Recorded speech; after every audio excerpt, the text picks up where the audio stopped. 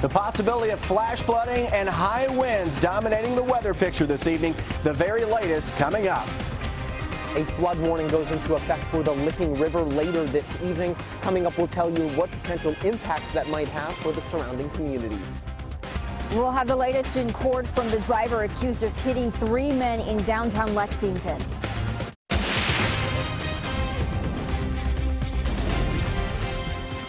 WKYT News starts now with First Alert Weather. Well, here we go again. A water-soaked Kentucky getting another drenching. And it is exactly what flood-prone areas don't need after a wet weekend. Chief Meteorologist Chris Bailey is tracking the latest round of heavy rains on this First Alert Severe Weather Day. Chris? Yeah, guys, it has been a very wet past week and change across the areas. The 8th straight day that it has rained across central and eastern Kentucky. We look at the rainfall numbers, though, just for the past week. Check this out. Farther east, 2, 3, and 4 inch amounts. You get into the heart of the bluegrass region. Now we're talking about a lot of 4, 5, and 6+ inch amounts over the past week. Western Kentucky seeing even higher totals than that with some 7 and 8 inch amounts. What we're dealing with now, because of that wet ground, that is a flood watch that is out for all the counties in green. But again, if you're east of that, hey, you still have the possibility of at least some local high water issues. Defender Radar Network tracking rounds of heavy rain across northeastern Kentucky back into parts of central Kentucky. Got a picture of some local high water beginning to pop up here into Scott County. We'll watch Scott County and Harrison County, especially those two counties, because yesterday you had better than 2 inches of rain in some of those areas. Not going to take much more. Frankfort, Georgetown, Lexington, back over to Lawrenceburg and Versailles. Heavy rains coming on into town. Each and every stop that we take you from Richmond down to Berea, back toward Lancaster and Danville, heavy rains. How about southern Kentucky? You haven't had the rains as long, but you're getting in on a nice little soaking yet again. Look at that rain that increases just to the west of Lake Cumberland. That'll roll through Russell Springs, Jamestown, and Monticello. And behind that, showers and storms are popping here as well. That's a severe thunderstorm warning out for areas just to our west. High winds, heavy rain, the primary threats as we go through the evening. That could lead to some high water issues. The overall true severe thunderstorm threat is fairly low. But guys, anytime you're talking about another inch to maybe 2 of rain on top of what we already have, the local flash flood threat is up there and the possibility of winds that will be greater than 40 miles per hour.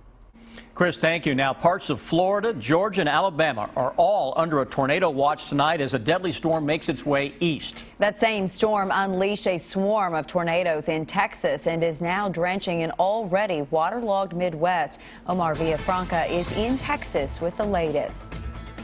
A shed floated down a flooded creek in Newton County, Missouri, and first responders across the South and Midwest have been rescuing families caught in rising water. Authorities estimate at least 40 people have died in this winter storm that stretches from Oklahoma to Florida. Oh, I see it! It's crossing the highway right there. The same storm is responsible for 9 tornadoes that touched down over the weekend near Dallas, Texas. And all we could do was run to the closet and pray. I just can't get that sound out of my head.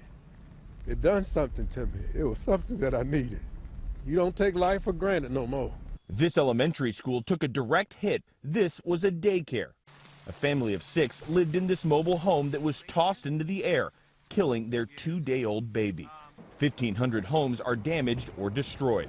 I have no heat, no electricity. With so many people unable to live in their homes in the Dallas area, there have been some reports of looting.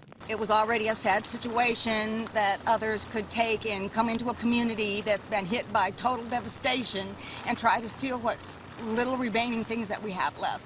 These families have been fighting the rain as they try to salvage what they can, but forecasters say they'll have clear skies for the rest of the week. Omar Villafranca, CBS News, Rowlett, Texas.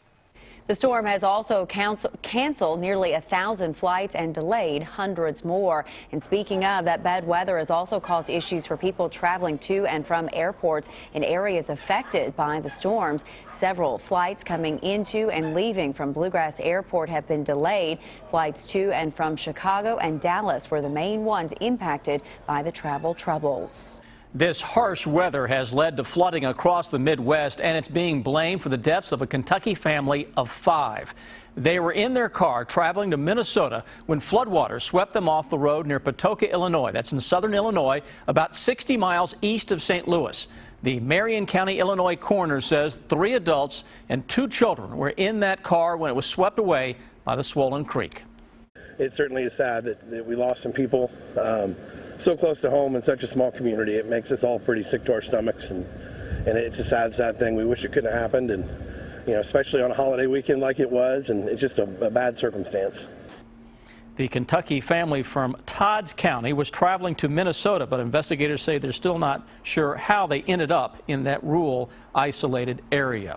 All the rain that we have seen over the past few days is causing high water issues in parts of the bluegrass. In Nicholas County, the Licking River is causing problems on the roads there. Our First Alert weather team coverage continues now with WKYT's Mike Linden.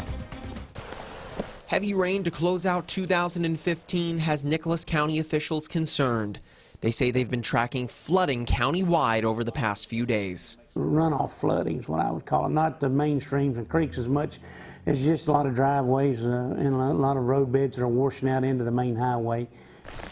Thanks to the large amount of runoff, the Licking River is under a flood warning until Tuesday morning. I'm very lucky I only have 1 or 2 houses that's close to the river, and it takes quite a bit of rains, in the river to affect those houses. Officials say the minor flood stage for the Licking River is about 25 feet, which means where I'm standing would be covered in water. It shouldn't pose any risk to people living nearby. They say it would take nearly 45 feet of water to even get up into anyone's house living nearby.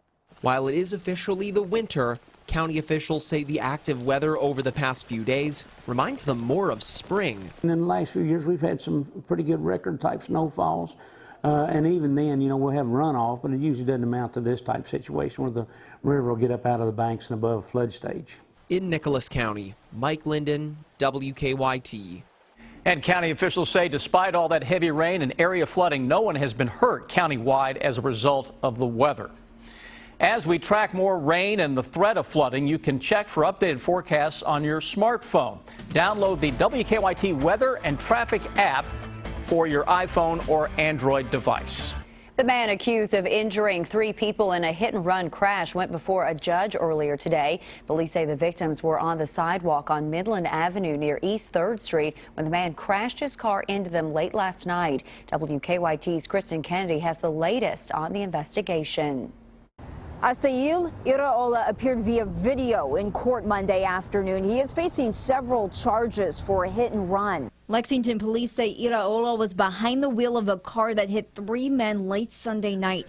The wreck happened around 11:30, very close to the intersection of Midland Avenue and Winchester Road. Police believe Iraola was making a left onto Midland from Winchester and missed the turn. They say he hit 3 men who were walking on the sidewalk and drove off. Officers tracked his car to the intersection of Leestown and Taylor Avenue. According to his arrest citation, alcohol involvement is suspected and a blood test is pending. We spoke to Billy Mallory early this morning after the wreck. She lives nearby and worries about those 3 men. My mother was hit and killed by a car, so it does touch my heart because I know how that impacts family and friends. Staff at UK Hospital tell us 2 of the men are in fair condition. 1 is critical. It makes me heartsick, and I really do hope that the men survive and that whoever hit them, I'm thankful that they caught him, and I hope that he's prosecuted to the full extent. Iraola will be back in court next Tuesday. In Lexington, Kristen Kennedy, WKYT. Iraola's bond is set at more than $23,000. The judge is confirming his immigration status before allowing family to post bond.